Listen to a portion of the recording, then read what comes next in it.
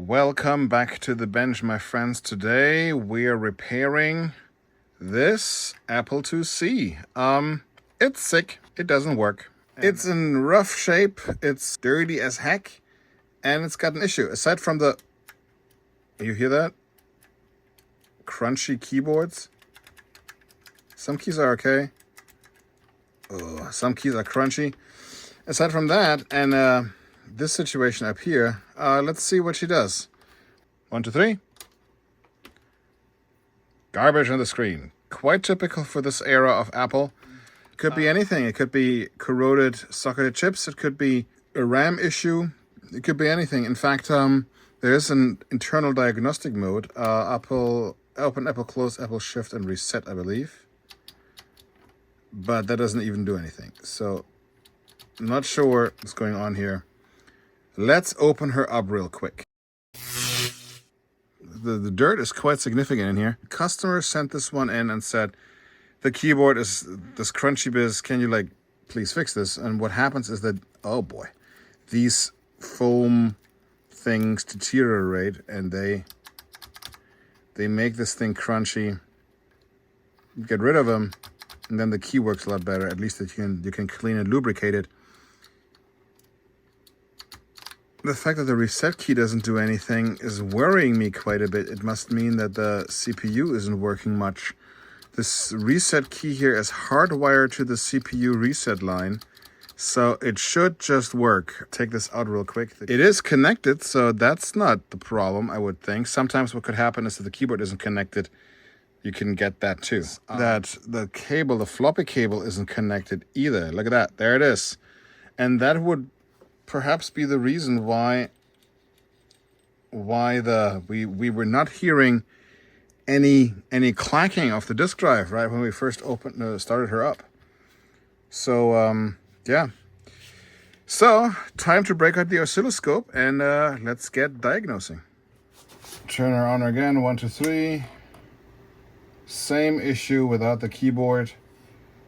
No bonk. No, nothing. And let's measure power. We got 5 volts, seems good. We got 12 volts, runs at 16. Ouch! That's hot. That's way too hot. Nothing running hot here. Oh, yeah, it is. Prime suspect, MRD6 is a 4164 RAM chip. That will be my suspect why it's not working.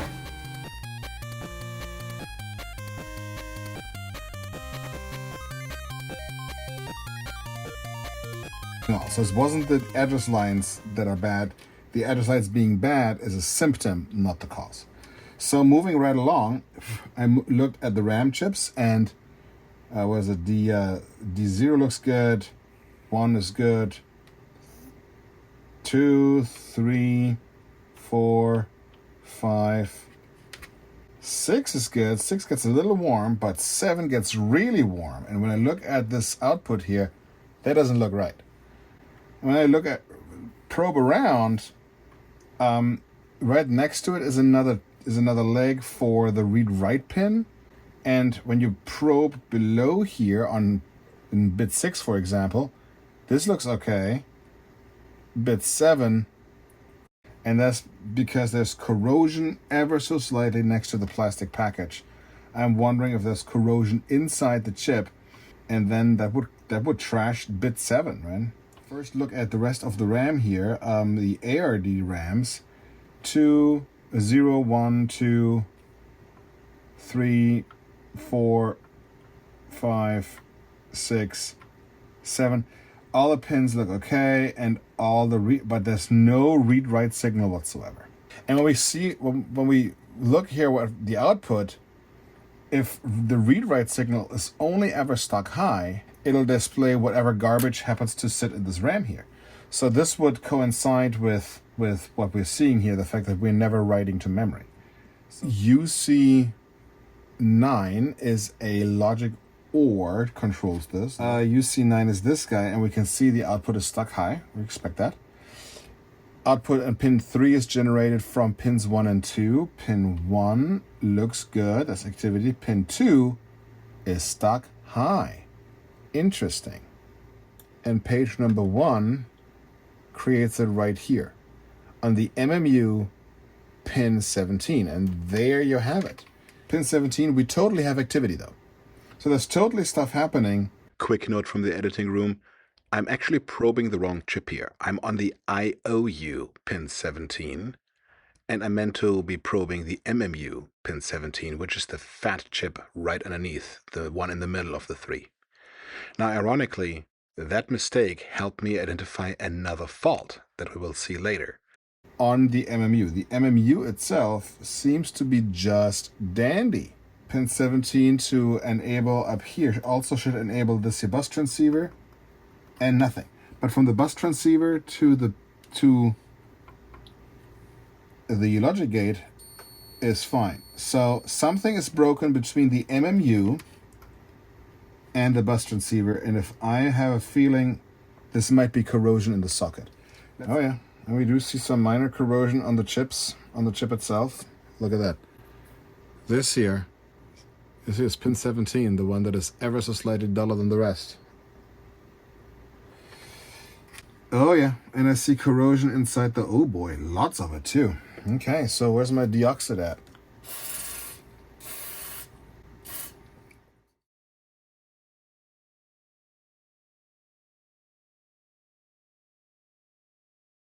Later, I probed the wrong chip. It's not this one, it's this one. Same difference though. Definitely there was a broken trace, and I found it. It was between this guy here, and there. There was a broken trace. We repaired it with a bodge, and we replaced the RAM chip, installed the socket, of course, deoxid all the sockets here.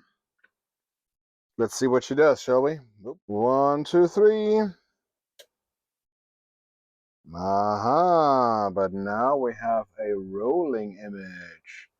That's new, that's different, that's good. And I think, if I'm not mistaken, then this is some kind of diagnostic mode. But I've seen this before, and that is probably because keyboard isn't connected. So let's connect that and try again. Keyboard's on. 1, 2, 3. Aha! Hey. Aha! Nice. So that's what we're supposed to see. Supposed to see a little more. As you can see, still nothing on the keyboard. There's another fault here somewhere. It might actually be the keyboard that's at fault, because definitely something spilled on there. So maybe that's next. Cool. Progress.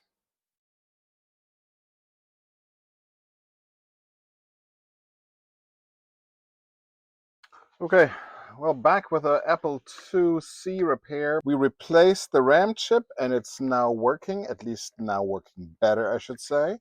The computer is doing more. Still, the computer won't quite boot. So yeah, we still don't have any keyboard activity. Not even the reset switch is working. So I was able to verify that the 80 column switch works. The connection is working. The keyboard is working. I even validated the switches. So here's the reset switch. And if I probe this, yeah, this switch is working just fine. So it should just, reset the system, but it just somehow won't. Shift and Control, let's just look at those. They should be coming through. I'm going to press this button. Here we go. This is Control, and then this here is Shift. Yeah, here we go. Shift, and here's Control. So yeah, so the keyboard seems to be working fine. Yeah, for some reason, the keyboard signal does not even make it to the map chip. It's just stuck high. It's not even stuck high. It's stuck at like what? It's right at 3.5 volts, something really weird.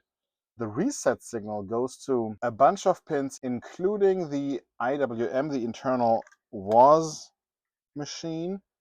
Pin, what is it, 24. Yeah, nothing.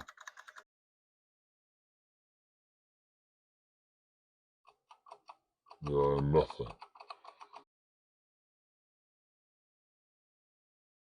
So it also goes to resistor pack 1, pin 4, which is here, and nothing. It's so bizarre. Oh, hold on. Isn't there a keystroke signal? Normally computers have a keystroke signal. Or an interrupt request that comes from the key. Oh, here we go. Pin 32 on the IOU. We got, wait a minute. Is that triggering? What? Look right there. It does trigger now, doesn't it? Look. What? Blink and you miss it. All right, let's do single shot and see if it finds a transition. There it is. Yeah, there. And here. Yeah. Beep. Nah, that's the reset signal. I wonder. 1K resistor pack.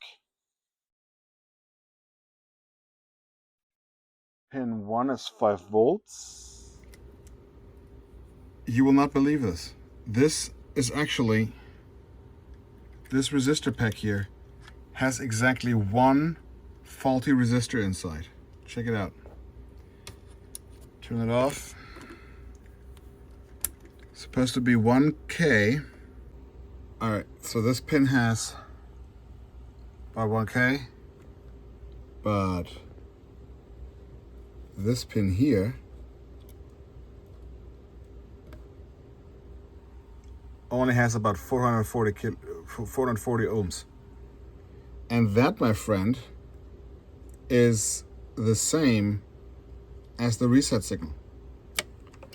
Which is why it won't do anything. But if I take a 100 ohms resistor, what happens? And I touch it, here, what's this? Bink, bink, bink, bink, bink. Now I can reset the computer.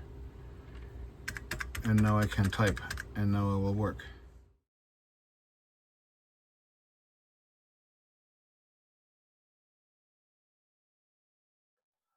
All right, we snipped the resistor, soldered in a new 1000 ohm resistor. That should do the trick, shouldn't it? Yep. Was easier to solder it in on the underside than the top side because, you know, room. And I didn't feel like taking out the entire resistor pack. These are not so common anymore. Let's give this thing a quick try. Power on without keyboard attached. We would expect it to go into diagnostics mode. Yeah, and there we are. Good, good, good. Plug the keyboard back in. Turning this on, we should now be able to reset the computer with this. Let's give it a try. Apple II, okay. Reset. There it is. Hey, and we okay. And it's a little keyboard is a little bouncy, but look, basic works. Yeah, Retrobyte Meister, fix this. Apple IIc. All right, Control C. We should be able to go into Wasmon call -151. There we go. And just like that, we are in Wasmon. You can tell we're in Wasmon because the prompt changed from the close bracket to the star. And now we should just be able to, let's say, 02FF. Read out some memory contents. Nice. Okay, next test.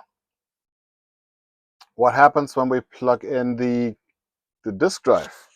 But let's just see what happens when we do this. 1, 2, 3. Aha. Aha. Check disk drive. Okay, well, it spindle moved. It did the head test, the headbang thing. Just check disk drive, probably because there's not a disk in it. I gotta go find one, but before we do that, let's just button up this computer and clean it all up good. Now let's get it all nice and shiny.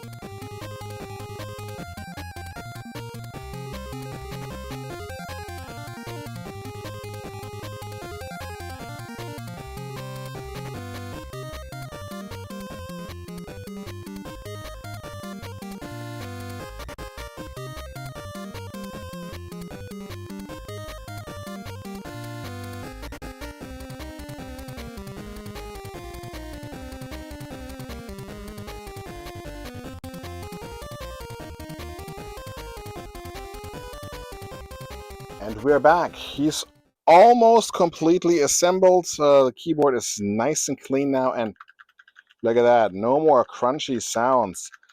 Yeah, it's delightful. And yeah, the one thing we haven't tried yet, of course, is some dirt over here. We forgot to clean. Ew. That's Jen. Do better. I'll give that a quick wipe down here in a moment. So a quick have exposed the floppy drive here because it's the one thing we haven't tested yet. And, well, actually, I already know that it works. I'm just showing you now. I was actually on the phone with the owner, John. Hi, John. Just until like 5 minutes or so ago, trying to figure out the floppy drive, and it gave us some issues at first. And I think it has to do with the fact that this cable here is a little loose, and this mechanism here is a little junky. It's a little grimy, and we've cleaned it as best we could, minus the plastic part here. It'll read just fine. Let me show you. 1, 2, 3. And here we go. This is a random disc that I found in my stash called Road Surge. And when I find out, it's like cute, isn't it? It's basically a terrible mapping software. And when I say terrible, I mean it's really terrible. It's very slow. Look how slow this is, man. Like, oh, wow. But yeah, the disk drive just works. John, actually, while I was on the phone with him, he said it's weird to me that the floppy doesn't just work, because in his experience, he's never seen an Apple floppy drive, the 5 1/4 ones, that didn't just automatically work. And let's list some cities, starting with B, Bakersfield. Like, all cities have numbers, because why not? Binghamton. Oh, you know what? We might as well take Binghamton. It's fine. Control S, Control C to get out of there. Let's compute a route, shall we? From Albany, which I looked up earlier, is 3, Albany, New York. Friends, the computer works. It's 100% repaired. Let us put it back together, and I'll see you on the other side of that.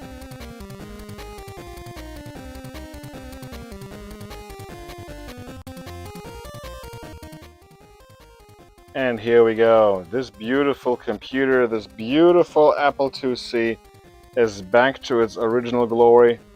No more sticky keys, no more memory issue, no more cut trace, no more broken resistor. It just simply works. Even the disk drive boots up perfectly. Friends, if you need anything repaired, restored, or modded, why don't you call your boy RetroByteMeister at retrobytemeister.com. Thank you for watching, and bye.